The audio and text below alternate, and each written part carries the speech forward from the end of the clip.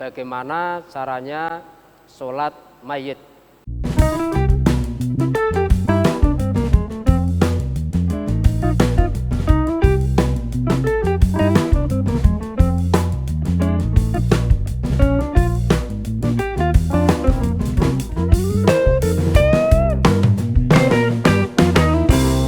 Assalamualaikum warahmatullahi wabarakatuh. Bismillahirrahmanirrahim. Alhamdulillahirabbil alamin. Wassalatu wassalamu ala sayyidil anbiya'i wal mursalin wa ala alihi washabihi ajma'in. Amma ba'd. Pada pemirsa TV Al-Fusa yang dimuliakan Allah, untuk kesempatan kali ini kita akan mempelajari sekaligus mempraktekkan bagaimana sholat mayit atau sholat jenazah, baik sholat jenazah yang hadir maupun yang gaib. Namun sebelum kita mempraktekkan sholat mayit baik yang hadir maupun yang gaib, akan kami sampaikan hal-hal yang berkaitan dengan sholat jenazah atau sholat mayit ini. Untuk yang pertama, hukum sholat mayit atau sholat jenazah adalah fardu kifayah, yang mana fardu kifayah atau pengertian daripada fardu kifayah itu adalah fardu atau kewajiban yang bisa atau tergugurkan kewajibannya dengan dilakukan oleh salah satu orang. Artinya ketika satu desa atau satu daerah ada orang meninggal, kemudian di situ ada satu saja yang melakukan sholat jenazah, maka kewajiban sholat jenazah di situ gugur dan satu kampung di situ terlepas dari dosa, artinya tidak menanggung dosa. Tapi kalau satu kampung itu tidak ada yang mau menyolati, maka semua kampung, semua penduduk kampung itu menanggung dosa. Kemudian fardu atau kesunahan itu bagi siapa? Bagi laki-laki, perempuan, atau hanya kepada laki-laki saja? Jadi fardu atau kesunahan, kefarduan melakukan sholat jenazah ini bagi laki-laki juga bagi perempuan. Cuma memang untuk orang perempuan kemudian melakukan sholat jenazah itu masih langka, artinya sehingga menimbulkan pemahaman apa sih hukum melakukan sholat jenazah bagi wanita, padahal hukumnya sama seperti halnya hukum orang laki-laki. Cuma memang ada sedikit perbedaan, artinya perbedaan kefarduan fardu kifayah tersebut kalau dilakukan oleh wanita itu tidak bisa menggugurkan fardu kifayah tersebut. Artinya tadi kembali lagi ke pengertian fardu kifayah, itu bisa gugur kefarduannya ketika dilakukan cukup oleh satu orang laki-laki, atau bahkan laki-laki tersebut adalah mumayyiz, bahkan belum balik. Tapi kalau dilakukan oleh perempuan, ya, dilakukan oleh perempuan, maka kefarduan itu tidak gugur, artinya tidak bisa mencukupi. Tapi kembali lagi, untuk hukum bagi laki-laki maupun perempuan itu sama. Ya, meskipun mungkin di daerah kita ini masih jarang lah perempuan melakukan sholat jenazah. Kemudian setelah kita mengetahui hukum sholat jenazah, untuk melakukan sholat jenazah kita perlu mengetahui cara melakukan sholat jenazah. perlu diketahui bahwa sholat jenazah itu adalah tidak ada rakaatnya, tapi hanya dengan menggunakan takbir yang jumlahnya itu 4 takbir. Dan perlu diketahui kenapa sholat jenazah itu kok berbeda dengan sholat pada umumnya. Artinya tidak ada rukuk, tidak ada sujud, dan tidak ada lain-lainnya seperti hanya sholat yang biasa. Alasannya karena sholat jenazah di situ tidak diberikan atau tidak sama dengan sholat-sholat lain.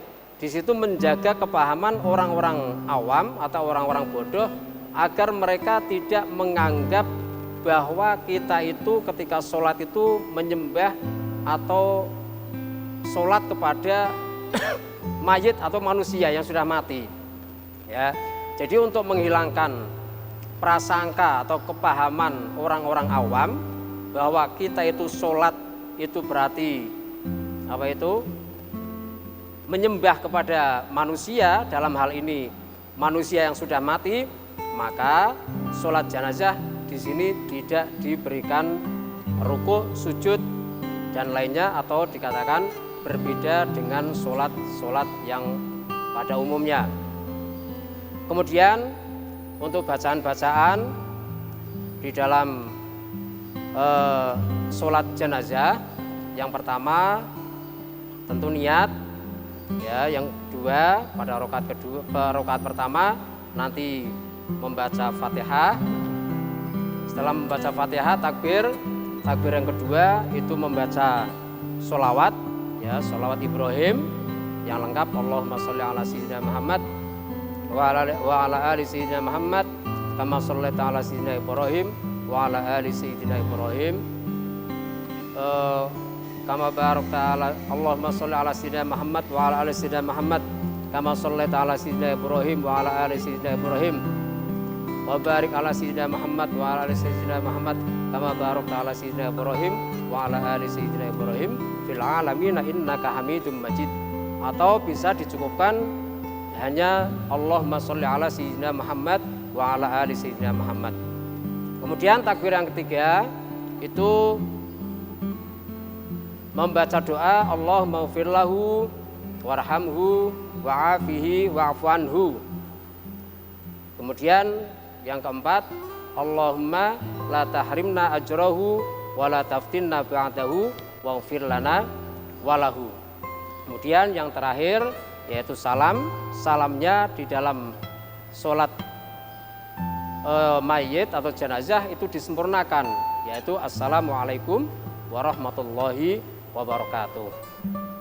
Kemudian yang selanjutnya yaitu sholat ghaib. Untuk sholat ghaib itu tata caranya sama, bacaannya juga sama seperti sholat hadir. Cuma perlu kami sampaikan bahwasanya memang dalam sholat ghaib itu ada beberapa hal yang perlu diketahui. Yang pertama, yang perlu diketahui dalam sholat ghaib itu batasan-batasan. Baik batasan seberapa dia boleh atau bisa melakukan sholat jenazah, dan batasan dari orang yang meninggal. Artinya apakah kita itu kemudian secara mutlak boleh mensolati orang yang sudah meninggal, ya. Jadi yang pertama yang berkaitan dengan jarak, di dalam kitab diterangkan bahwasanya kita itu boleh, ya, atau sah melaksanakan sholat ghaib ketika jarak itu tidak jauh atau dikatakan tidak di luar daerah. Artinya begini, kita boleh melakukan sholat ghaib itu syaratnya itu dia itu harus di luar daerah. artinya harus di luar daerah itu nanti meskipun secara jarak itu kok dekat, tapi kok di luar sudah termasuk di luar daerah, maka boleh. Sebaliknya, umpama mayit itu berada dalam satu daerah kita, dalam satu daerah kita, meskipun daerah kita itu kok luas, maka di situ kita tidak boleh melakukan sholat gaib. Itu yang berkaitan dengan jarak. Tapi ada yang menerangkan tentang jarak itu adalah jarak keamanan. Nah, jadi umpama misal kita itu tadi kan kalau dalam satu daerah kita itu kan meskipun jauh kan tidak boleh. Tapi kalau toh memang meskipun mayit itu dalam satu daerah kita, tapi untuk menuju ke sana untuk menuju ke mayit itu kok tidak aman, maka kita diperbolehkan untuk melakukan sholat gaib. Kemudian yang berkaitan lagi dengan sholat gaib tadi soal jarak, kemudian jarak antara kita dengan mayit atau mayit yang meninggal. Artinya berapa lama mayit itu kemudian boleh disolati jenazah atau sholat gaib. Ya, dalam hal ini para ulama itu berbeda pendapat. Ada yang mengatakan batas mayit itu boleh disolati yaitu 1 bulan. 1 bulan. Kemudian pendapat yang kedua, ada yang mengatakan mayit itu boleh disolati dengan batasan selama jasadnya itu belum rusak. Kemudian pendapat yang ketiga, bahwa mayit itu boleh disolati selama-lamanya. Nah, ini yang ketiga, selama-lamanya, karena niatan atau tujuan daripada mensolati itu adalah apa? Doa. Dan kita memberikan doa atau mendoakan kepada mayit itu tidak ada batasan. Ini pendapat yang nomor 3. Nah, kemudian yang terpenting lagi perlu diketahui, meskipun dari tadi ada sudah saya sampaikan soal jarak dari mayit itu meninggal, itu ada lagi satu batasan atau istilahnya itu kemudian tidak mutlak kita itu kemudian boleh mensolati mayit, itu tidak mutlak. Artinya mayit atau kita itu boleh melakukan sholat gaib kepada mayit itu tertentu atau terbatas pada mayit yang kita itu ketika mayit itu meninggal kita sudah balik, katakanlah sudah tamyiz, kita sudah ketatarapan hukum melaksanakan sholat mayit. Jadi umpama ada orang meninggal, kita masih kecil ada orang meninggal, kita masih kecil, kita belum berkewajiban melakukan sholat. Lah di situ kemudian setelah kita besar kok kita melakukan sholat gaib untuk mayit tersebut, maka sholatnya tidak sah. Apalagi lebih-lebih kalau kita itu mensolati, katakanlah ulama-ulama terdahulu yang kita itu tidak hidup pada zamannya lah kita ngerti dari cerita-cerita dari guru-guru kita, maka mensolati orang-orang yang kita tidak hidup pada zamannya itu lebih-lebih tidak sah, tidak boleh. Jadi boleh atau batasan kita mensolati mayit itu ketika mayit itu atau orang itu meninggal, kita sudah artinya sudah berkewajiban, sudah ketatarapan hukum untuk melakukan sholat mayit. Tapi ketika mayit itu meninggal kita masih kecil, maka ketika kita besar itu kita mensolati mayit tersebut itu hukumnya tidak sah. Kemudian untuk niat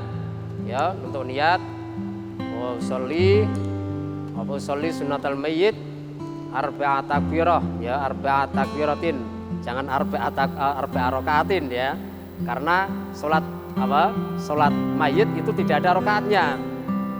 Tapi kadang memang ada lupanya ya, kadang kita itu juga kadang lupa.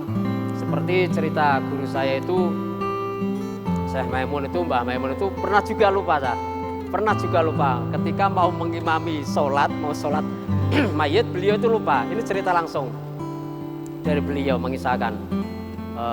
Namun ya gimana lagi, beliau juga orang cerdas, orang pandai. Ketika beliau itu lupa melakukan sholat berapa takbir sholat jenazah, beliau itu etok kenapa sama jamaah, Pak, kamu mau sholat mayit? Nggih Pak Yai. Memang bisa kamu sholat mayit? Bisa Yai. Berapa jumlah takbir sholat mayit? 4 rakaat Yai. 4 rakaat, 4 takbir Yai. Nah, di situ kemudian Mbah Mun dalam hati itu ngerti, oh iya bener berapa takbir, jumlah takbir ketika sholat mayit itu ada 4. Padahal ketika itu Mbah Mun itu lupa berapa jumlah takbirnya. Tapi beliau karena memang orang cerdas, caranya itu dengan beliau itu tanya. Itu 4 takbir. Yang pertama niat usolli ala hadzal mayyit arba'a takbiratin fardhul kifayah ma'muman atau imaman lillahi ta'ala. Kalau perempuan usolli ala hadzal mayyitah arba'a takbiratin fardhul kifayah imaman atau ma'muman lillahi ta'ala. Kemudian untuk ghaib usolli ala hadzal mayyit al ghaib ya arba'a takbirah fardhul kifayah ma'muman atau imaman lillahi ta'ala. Kemudian untuk posisi mungkin ya, untuk posisi ketika kita mensolati mayit, ketika sendiri tentu ya, atau kita ngimami, itu kan mayit kan kadang perempuan kadang laki-laki. Yang masyhur di kalangan kita itu kalau laki-laki itu di posisinya di kepala imamnya ya. Kemudian kalau perempuan itu di bagian perut imamnya. Tapi ada riwayat lain atau ada keterangan lain, kalau mayit laki-laki itu posisi kepalanya mayit itu di sebelah kirinya imam atau musolli. Berarti posisinya kepala si mayit itu di sebelah selatan. Kemudian kalau mayit itu perempuan, kepala si mayit posisinya di sebelah kanannya imam atau musolli atau orang yang sedang sholat. Maka berarti posisi mayit kepalanya di sebelah utara. Tapi itulah banyak kaul atau banyak pendapat yang demikian. Cuma yang biasa kita lakukan di masyarakat kita itu kalau laki-laki imam itu berada di kepala si mayit, kalau perempuan itu berada di perut, bagian perut si mayit. Demikian mungkin untuk keterangan atau hal-hal yang berkaitan dengan sholat mayit. Kemudian kita akan mempraktekkan bagaimana caranya sholat mayit. Para pemirsa sekalian yang dimuliakan Allah, kita akan mempraktekkan bagaimana caranya sholat jenazah atau sholat mayit. Namun perlu diketahui atau perlu mengerti bahwasanya ketika sholat mayit ini ini menjadi hal yang penting atau dianjurkan oleh Nabi. Artinya ketika kita sholat tidak usah memandang atau melihat jumlah harus banyak, tapi usahakan soft itu nanti dibuat 3 soft ya. Ya misalkan orangnya ke 10 ya sudah dibuat barisan 3 soft, berarti berapa itu? 3 Pak ya, 3.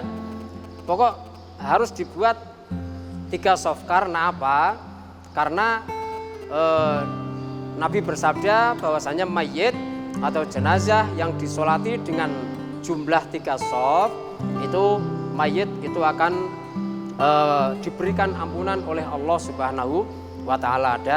Maka dengan harapan si mayit itu bisa diberikan ampunan, maka buatlah shaf ketika sholat jenazah itu menjadi 3 ya, meskipun jumlahnya itu 6 katakanlah, 6 orang berarti 22 ya, 22 ke belakang.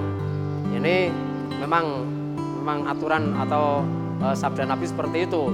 Jadi mungkin kalau sholat biasa mungkin shaf diluruskan, lebih baik shaf paling pertama mungkin ya.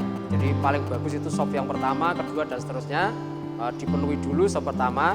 Cuma untuk dalam sholat jenazah memang ada perbedaan. Nabi menganjurkan untuk dibuat 3 shaf ya.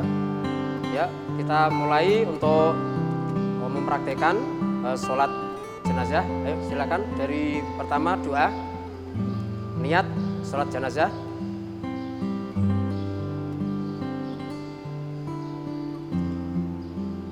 Arba'a takbiratin, ulangi, sholli arba'a takbiratin, fardul kifayah, Allah, kemudian Fatihah. Takbir,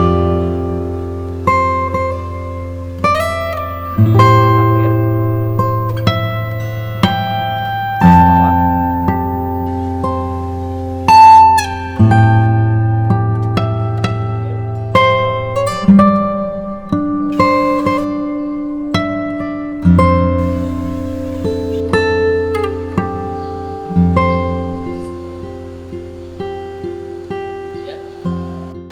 Demikian tadi sudah kita praktekkan untuk pelajaran, kita sudah memberikan pelajaran kepada santri untuk mempraktekkan sholat jenazah.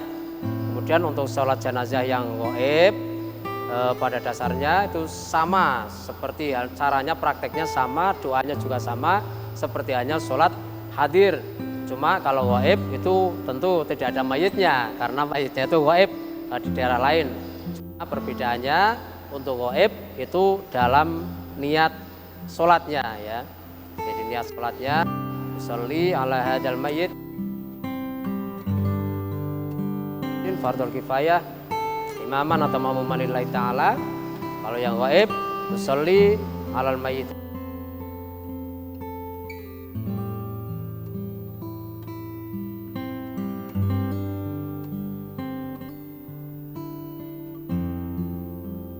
Kami, assalamualaikum warahmatullahi wabarakatuh.